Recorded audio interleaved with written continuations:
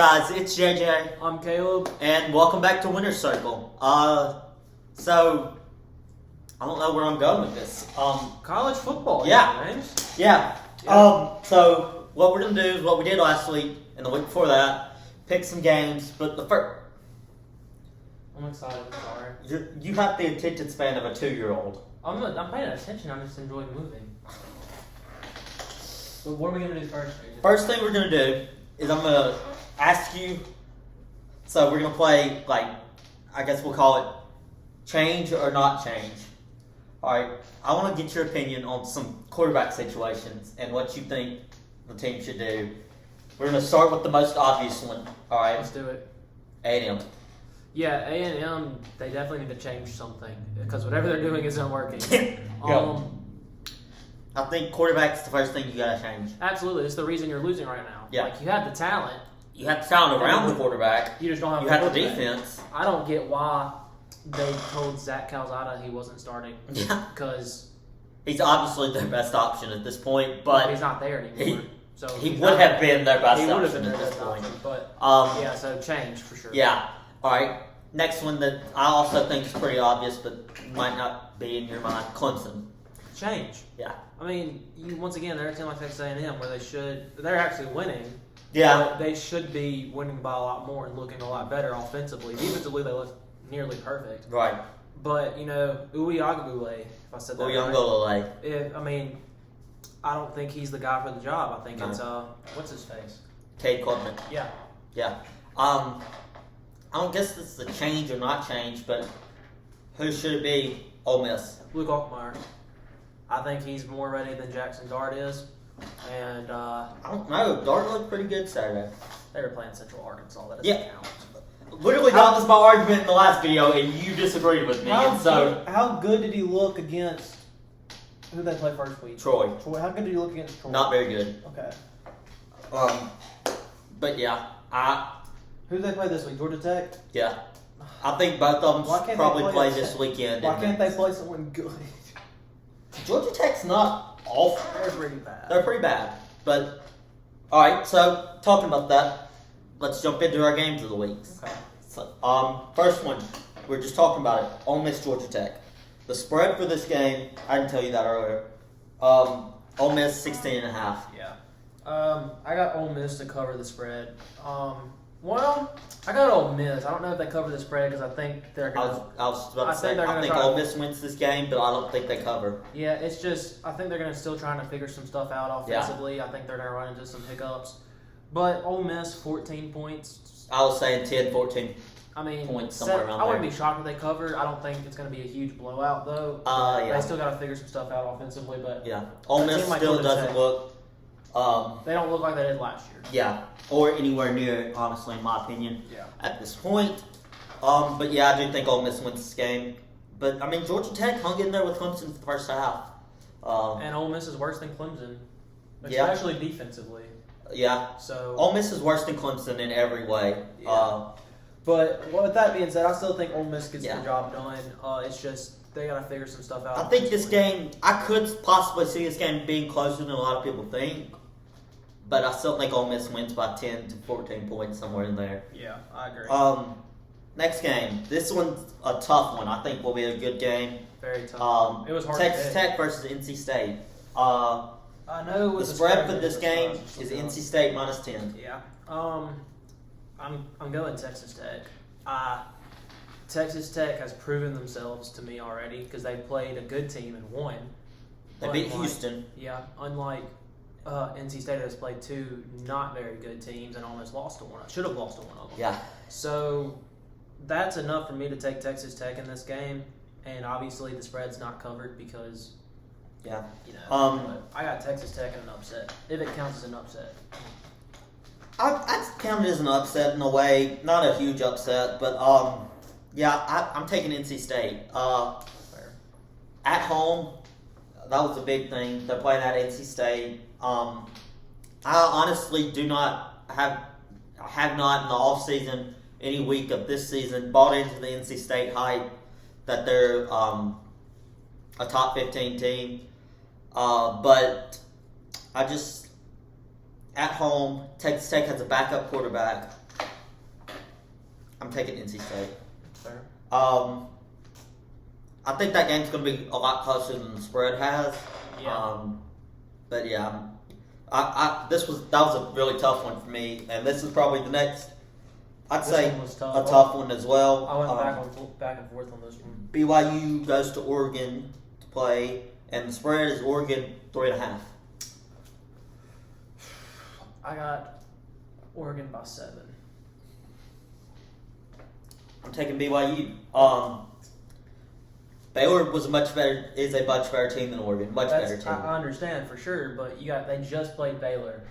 That's not a team. They're, especially with how good their defense is, that's not a team that in a week you recover from. And going to play a team that's good, that's a good team like Oregon on the road. After that, it's a trap game for BYU, and Oregon's coming off a big win against a very easy team. And but Oregon looked so bad week 1. But they were playing Georgia. I don't think it's that they were bad. I think it's just that's how much better Georgia is than the Pac-12 in its entirety. I think if BYU plays Georgia, the outcome's exactly the same. I don't think BYU scores a touchdown against Georgia. I got Oregon because I think this is a trap game for BYU, and I think after last week, I've got to take BYU. Oregon being ranked is one of the Oregon and A&M both being ranked. I mean, that's true. I agree with that. It's just stupid. I don't think Oregon should be 25. I see Oregon winning this because it's a trap game for BYU, and because they're not, it'd be different if BYU was playing like a different team in the Pac-12. Like, I don't know, Washington's. I don't know. Who am I trying to think of? Arizona or Arizona Cal. State, even Cal, but they're not. They're playing Oregon, who's got a good team. Not a top 25 team, but a good team. And I don't like BYU's chances going on the road. Yeah, that's the only thing that scares me about this is BYU on the road, but I still have BYU. Let's go to another game where the favorite is probably, or in my opinion, the favorite is on the road at a Pac-12 team, Michigan State versus Washington. Michigan State's got this game in the bag. It's not even a question. Yeah, Washington hadn't been good for years. They were in the playoffs, probably 6 years ago at this point? How long ago it was, yeah. Probably 2015, 2016. It wasn't 2014, I know that, so... one of those. I think it was 15, 16, somewhere around. They haven't really been much of anything since then. I think they might be one of the better teams in the Pac-12, but that doesn't say much. Michigan State is a top 10 team in my opinion. I agree. Yeah, the spread to that game is actually Washington minus 3.5. They got Washington winning? Yep. Y'all are crazy. The spread is Washington 3.5, but I don't think. Once again, it's at Washington, but I don't think that's that big of a deal. Factor. It's Michigan State's taking this game. Michigan State, yeah. Next game gonna be a blowout. Georgia goes to South Carolina. Yeah, I didn't even have to wait for your pick. I just went ahead and put Georgia on your list. Yeah. I mean, Georgia's winning this game, no question. Spread is Georgia 24.5. They cover. They probably cover. They cover. Yeah. Next game is the one I'm going to Saturday. Penn State at Auburn.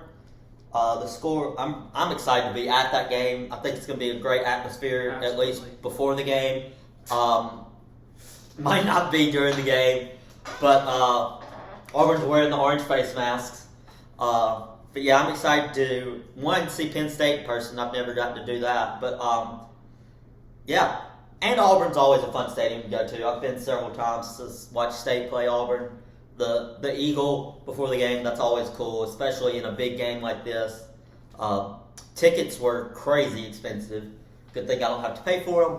And but yeah, Penn State at Auburn. Spread is Penn State minus 3. Penn State wins and covers easily.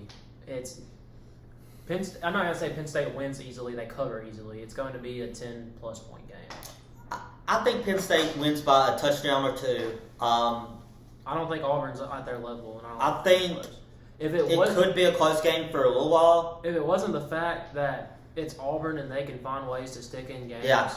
I would have it as a blowout. And I mean, I will say, and it's in an SEC environment on the road. That's never compared easy. to a lot of Penn State's road environments that they'll go to. I would say Auburn is going to be I mean, maybe outside of Ohio State and Michigan, one of their toughest. Absolutely, and like I said, tickets to get into this game were crazy. It's just that Auburn's not good, and Penn State is good. Penn State's not as good this year as they have been in previous years. But they're good. They're still a decent team. Auburn's not. Auburn's bad. They're the worst team in the SEC West, in my opinion. They're worse than LSU? Yes. I don't know. This could be a closer game, I think, than you're thinking. But I think it's going to be close. I still because see it's Penn on the State road. winning that game. It's 10 points, 14 somewhere. Yeah. There, but Penn State's good. Next game, Mississippi State versus LSU. This was also a hard game, honestly, in my opinion. But yeah, I'll let Caleb talk about it first. Yeah. If you really want to know what we think about it, go listen to All Dog. go listen to All Dog from Monday, and then also listen to All Dog from. It's going to be, I guess, another Monday upload. Sunday or Saturday. Yeah. Or Sunday or Monday. Yeah. So here's the deal. My confidence level in this game has dropped since last week because Mississippi State, although they won pretty big, they look sloppy. And should be a top 25 team. Yeah, they look pretty sloppy doing it, and this is pretty much their first actual test. Yeah. Going on the road to Baton Rouge, even if it's a bad LSU team, Baton Rouge is never easy to play in. Especially for Mississippi State for some reason. Yeah, even though Mike Leach is 1-0 in Baton Rouge at Mississippi State. I still have Mississippi State winning. I think they're the better team. I think they're going to get those problems cleaned up. I see maybe one turnover. I don't see more than that. And I think special teams plays a big part in this game for both teams. Yeah. I don't know if I mentioned the spread is State -2.5. Yeah. I think obviously they cover. They're going to win by more than a safety. So I think they cover. Three points at least. I'm taking Mississippi State as well. My confidence in this game has gone on a roller coaster. Oh, I know. Preseason, I had LSU. You said no chance we win this game. Preseason, I had LSU. I think that is huge. Being in Baton Rouge is having to play that game in Baton Rouge is huge for LSU. It helps them so much. After week 1, I say there's no chance we lose this game. Mm-hmm. We as in Mississippi State. I really saw no chance Mississippi State loses this game. LSU did not look good. Mississippi State looked really good week 1. After this weekend, LSU looked really good against Southern, who is not who is very bad. FCS school. So that doesn't really tell you a whole lot, but they did put up 54 points and a half, and that's impressive no matter who you're playing. You know, Oregon put up 70. Who? Oregon. That's impressive. Okay. Just saying. I'm saying They're going to beat BYU. No. But 54 points and a half is impressive, but LSU's still not a very good team. But Mississippi State looked really sloppy last weekend and just got lucky that Arizona was also sloppy and also not as talented. Yep. So if LSU comes out and plays a much better game than they did week 1, and Mississippi State comes out and plays like they did Saturday, I could very well see LSU winning this game. But I'm taking Mississippi State, and Mississippi State will cover. Yeah. Next game, I would say it's an easy pick, but after last week, I don't know. Yeah. We got Cal going to Notre Dame. I got Notre Dame winning this game. Obviously, I think Cal's a better team than Marshall. But the fact that they did lose that game, I mean, we know what this is like. Yeah. I mean, teams lose to teams they're not supposed to, and they come back the next week and they demolish most of the time. And I think the players at Notre Dame have bought into their coach, and I think they're going to be fighting because obviously you lose your first 3 games at Notre Dame, your job's on the line. And I don't think his job's on the line I yet. think he's in the hot seat. I don't know. So. But, I'm taking Notre Dame. I got Notre Dame. What's the spread? Notre Dame -11. Okay. I don't know if they cover or not, but they win. Yeah, Notre Dame wins this game. Cal's not very good. They haven't been very good for who knows how long. Jared Goff. They even weren't good with Jared Goff. They were like an 8-win team with Jared Goff. that's still not That's good good. necessarily. That's good. But yeah, Notre Dame, they win this game. After last weekend, I don't think they lose to two teams that they're vastly better than twice in a row. Another game that this one I really will say is easy: Oklahoma-Nebraska. A rivalry game, but this rivalry hasn't been much of a rivalry in 10, 15 years. Oklahoma wins this game. I don't think there's much to say about that. Spread's Oklahoma -11. I think it's probably even a bigger margin than that. Yeah, so let's talk about what we deem the biggest game of the week. We've got Miami, who on one hand looked amazing week 1, but then I don't know I watched a little bit of it. the week 2 game. Southern Miss. Southern Miss Miami. It was 10-7 at halftime. Yeah. And Southern Miss has gotten better, but they're still not even a good Group of 5 team anymore. So Miami didn't look great this weekend. They looked amazing week 1. Also, week 1 they played at FCS school. But they did put up 70 again. So it's impressive, but it's an FCS school. I haven't really seen anything from Miami that makes me think they're all that. They go to College Station to play A&M, who we talked about earlier, has the talent to be a playoff team outside of the quarterback position, which is the most important position, as we are seeing, as A&M is not winning games. They win the first game against Sam Houston State in FCS school by not as big of a margin, did not look very good. And then last weekend, obviously, they lost to App State. Right. So, like I just said, they have the talent to be a playoff contending team everywhere except quarterback, and that's hurting them right now. So I think this is a very intriguing game. I think we see either, I think in a way you can tell if Miami might be the real deal in the ACC this year. Yep. Depending on how they look and how A&M looks and how, if they win this game, by how much, stuff like that. And then I think we can also tell if, maybe A&M is getting themselves back on track. I think a win here could, it's huge for them and could get them back on track to at least a 9-10 win season if they can win this game. So what do you think? I mean, pretty much exactly what you're saying. I was pretty high on Texas A&M at the beginning of the year. I thought they were the biggest threat to Alabama in the SEC, and that included Georgia at the beginning of the year. After the first 2 weeks, it's clear that Georgia and Alabama are way, way above every other team, not just in the SEC but in college football. Yeah. And I have been doubting Miami ever since the beginning of the year. Every single year they're ranked top 15 to start. They never should be. I do think they've got the right coach now, though. Yeah, but once again, that takes time. But with all that being said, I just think Miami pulls it out. I can't imagine Texas A&M with no quarterback being able to beat Miami. Because I do think they had a rough week last week, but I think Miami's better than Texas A&M because Texas A&M also had a rougher week last week. Yeah. This was a hard game for me to pick. Spread, I didn't mention that, is A&M's -6. And I think A&M does win this game. I think they bounce back and get back on track. I think they do enough. Whether that is a quarterback change or not, I haven't seen anything about a quarterback change. Maybe even change mid-game. Yeah. But I do think A&M does find a way to pull it out.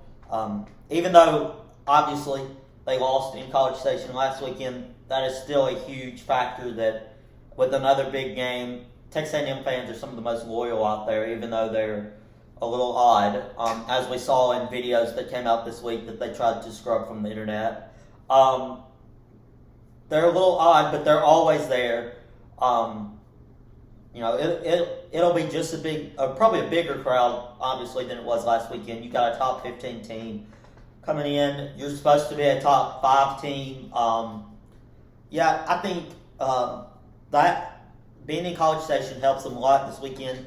Like I said, even though it obviously didn't help them last weekend. I'm taking A&M. I think I really do. I still believe in the talent that they have. They just got to find a serviceable quarterback. If Max Johnson can come in don't think they have one and that's be on their roster. okay enough, that'll be huge for them. I don't think they have an okay enough. I don't know if they do, but That's my big concern. I'm hoping they do, and that's why I'm taking A&M in a close game. What's the spread? A&M -6. Makes sense. I think I'm taking A&M. Yeah, You think they cover? I don't know. I honestly don't know, but I do think they find a way to pull this one out. All right. Well, with that being said, we differed in three different games. Mm-hmm. I am leading you by 4 games currently. I'm at 19-5. You're at 15-9. So there's a chance for you to get caught back up. Sadly, you're not, because I don't think I missed a game. So, with that being said, what's next? Baseball. The Yankees had a big week. They beat the Rays in a series, and they swept the Red Sox to extend their lead in the AL East and help boost them a little bit above the Rays, who were right behind them. Aaron Judge is now 3 home runs away from the home run record. Or no, not from the record, from 60. I do think he passes Roger Maris this year, which is huge. And yeah, Yankees are back on track, I think. Yeah. What's the NL East looking like right now? I haven't even looked at it lately. I think the Mets recaptured the lead, but I could be wrong about that. Once again, it's close. Astros and Dodgers have the 1 seed locked up on both sides. Absolutely. Yeah, Yankees are 8-2 in their last 10. They're back on track. The Mets did recapture the lead. They're a half game ahead of the Braves. Yeah. Okay. So that one's going to be the one to watch going down to the wire. Uh-huh. I think that's huge for whichever team doesn't end up in the wild card spots. That means they wouldn't have to play the Dodgers. And the Brewers are 8 games behind the Cardinals now. I don't see them catching up. I think the Cardinals have the NL Central. Right. The Guardians got a little bit of a cushion with the White Sox right now. The Twins are way back down. Not way back down. 5 games behind. But yeah, I think you're gonna look winning each division. You're gonna have the Astros, the Guardians, the Yankees. I'm still picking the Braves over the Mets, the Cardinals, and obviously the Dodgers. So. Yep. I don't see a problem with those. So we'll just see. It's getting close to time. I love October. So before we end, let's kind of, I guess, transition back to football again. Let's talk about some NFL stuff. Dak and the Cowboys struggled. And honestly, I could say I saw it coming. One, the Buccaneers have one of the best defenses in the NFL. We know that. But also, Michael Gallup's hurt. Trade away Amari Cooper. You don't really have a number 1 tight end. Dalton Schultz is okay, but he's not a top guy like you had when you had Jason Witten in there. So, if you're Jerry Jones, you sign Dak to a big extension, then you trade away all his weapons. There's nobody on the field for Dak to throw it to, aside from CeeDee Lamb right now. Dak's not going to throw it to anybody on the field for a few weeks. He had surgery on his hand. Yeah. Now they're saying he could be back within 4 weeks instead of the original 6 to 8 weeks timeline we were given. We'll see how this year goes for the Cowboys. Michael Gallup will hopefully be back around the same time as Dak is. That will help them. The Cowboys aren't making the playoffs. I think they make the playoffs just because I don't see who's better in the NFC East. I think the Eagles are better. Eagles don't have a quarterback. I think I think the Commanders are honestly better. I'm being honest. I think Dallas is bad, dude. I don't think Dallas is one of the best teams in the league, but I think they're bad. I think they're one of the worst teams in the league. Absolutely, they don't look good at all. The defense looked pretty good. The defense is one of the best in the league as well, and they'll be able to. And Dak will get it going once he gets his weapons back. When he gets back, what if it is 8 weeks? I mean, they're saying it's 4. We don't know that. What if it is 8 weeks? Yeah. Then do you have enough time to get it together and get a rhythm going? I don't think so. I think there's too many question marks right now. They don't have a good team, or they don't have a good offense around Dak. And as much as I love Dak, he is not one of those guys who can take over your team. You got to have weapons around him if you want to succeed. And I think he could. I honestly think he could lead the team to the Super Bowl with the right weapons around him. It's just he hasn't had the right weapons around him since his rookie season. Right. Well, I really think I don't understand why they traded away Amari Cooper for basically nothing. I thought that was stupid. If you were going to trade Amari Cooper, and it's because Jerry didn't want to pay him. Yeah.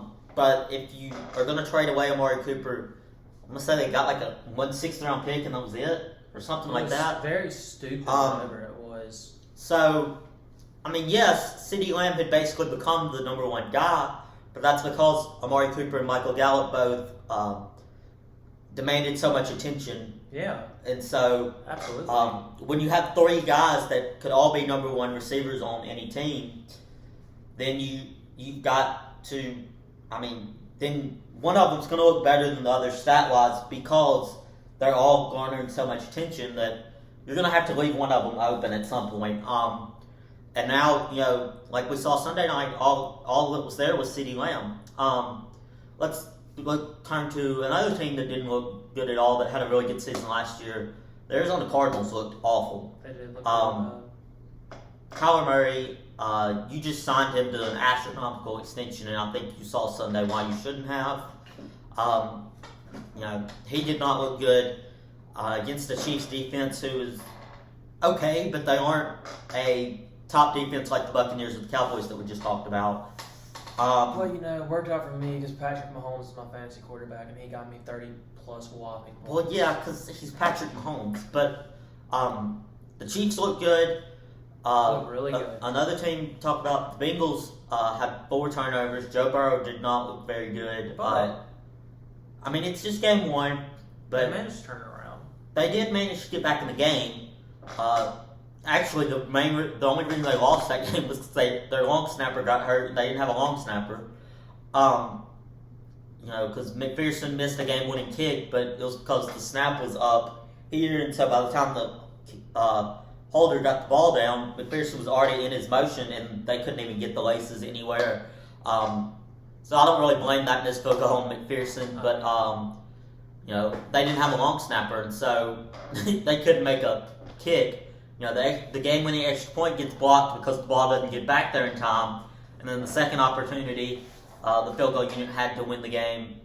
The long snapper gets the ball back there on time, but it's so high that the holder, who I think is their punter, couldn't even get the ball down to get in position for the kick. And so it was a bad pull to the left and a bad miss. Like I said, Joe Burrow, I know he threw 3 interceptions. It might have been 4. The Pittsburgh defensive line owns the Cincinnati offensive line, which the Cincinnati offensive line was their struggle last year. A lot of people thought they had gotten some additions in to help it. Maybe they have, but still, when you have T.J. Watt and Cameron Hayward on the defensive line, that's tough. T.J. Watt did end up leaving with an injury late in that game, but still, a lot of those interceptions were forced by either T.J. Watt actually picking the ball off himself or him or Cameron Hayward getting pressure. I think the Bills will be okay. Do they make it back to the Super Bowl? I don't know. But I do think they'll still be a very good playoff team. But yeah, those are just some thoughts from early NFL weekend, week 1. At the time y'all are watching this, the Chiefs and Chargers have just played. I expect that to be a really good game. Go Chiefs. I'm not a Chiefs fan, but I got like 3 of their players on my fantasy roster. So yeah, I think that's about it for this episode. Yeah. Quick announcement. We're making the announcement now? Yeah, go for it. Why not? In about a week or 2, you will be seeing us on a brand new channel called Next Topic Sports. Still under the same branch of Next Topic Media, but with how much sports content we're producing, we decided we needed our own channel because we're cool like that. Yeah. We deserve our own channel. So the biggest thing is, for us to be able to make that move, all y'all that are watching on here, we need y'all to go subscribe and watch on the new channel, because eventually, I don't know necessarily when or exactly we're going to move over to that channel, but eventually there will not be any more sports content on this channel. But yeah. What was that? So basically, Winter Circle is also something that isn't going to be coming out anymore. For now. It might be back in the future, but for now, we're just going to focus on some other things. We're going to have tell them what we're going to do instead of having this show that covers everything, we're going to have separate shows that cover separate things. So we're still going to have Victory Lane coming to the sports channel that JJ is going to be doing.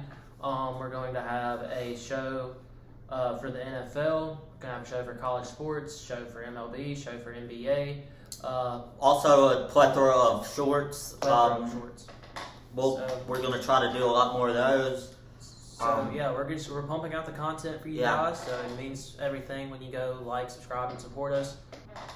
We'll see y'all, I guess, Tuesday.